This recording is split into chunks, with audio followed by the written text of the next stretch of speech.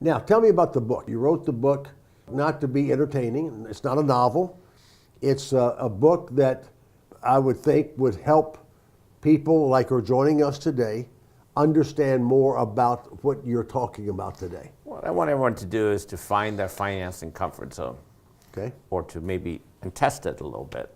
So let's take the woman who had no debt. Well, if she took on that debt, she could be on her way to tripling her business. Yep. So you have to understand what the options are, how much risk you're willing to take. The book takes you through a couple of exercises. The book helps you to, first question, and we tell the stories of how 15 entrepreneurs respond to this. Fran, if I gave you a gift of $1 million today, I'm sorry, I should have brought one. I wish you'd done that. I should have brought the $1 million with me. I left it in the car. I apologize. I'll follow you out and get it. Thank Okay. You couldn't use the money to go buy a vacation house. You had to use the money either to invest in your business or invest in a mutual fund of your choice. How would you divide the chips? I probably would go 50-50. That's a good answer. What return would you expect from each investment? I would like to get a return of 5 to 10%. Very good. What investments would you make in your business? Something that's going to help me have a product or service or delivery system that's going to solve a problem for a customer. It's important every year as business owners and entrepreneurs that we make some choices about what we're going to invest in the business. We choose how we're going to finance those investments. We have a thesis about how much risk we're willing to take to do that. And it's also important whenever we can afford to take some chips off the table and invest them on the side. Take some risk off the table. Yeah. Put it in a different investment. Yes. Whether it's Coca-Cola stock or IBM or whatever it might be. Yeah. Don't only bet on yourself.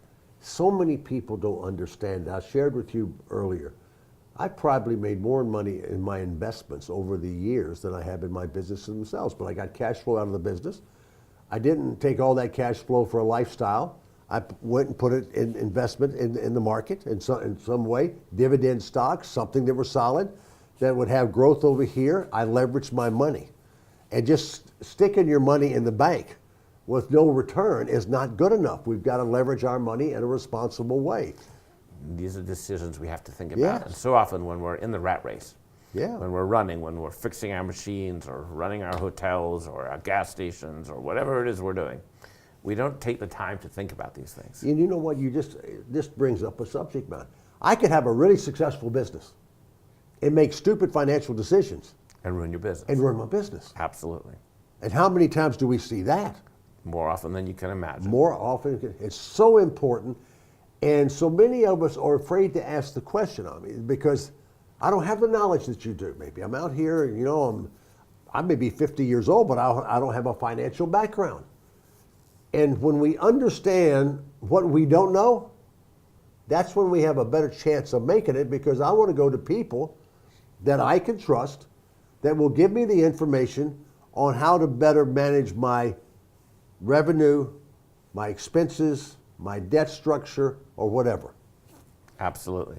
Your book, I bet, covers this stuff pretty completely. Yeah, you have to think about these things. How much risk are you willing to take? Right. What type of risk are you willing to take? Are you willing to put a lien on your house? How much do you believe in your idea? You have to think about these things. If you have a business with a partner, it's really important that you understand, you think about horizons of money and time and risk tolerance. Oftentimes we'll see a partnership where one partner is willing to guarantee a loan and another partner's not. The partnership is stuck. Yep. You should think about these things early on.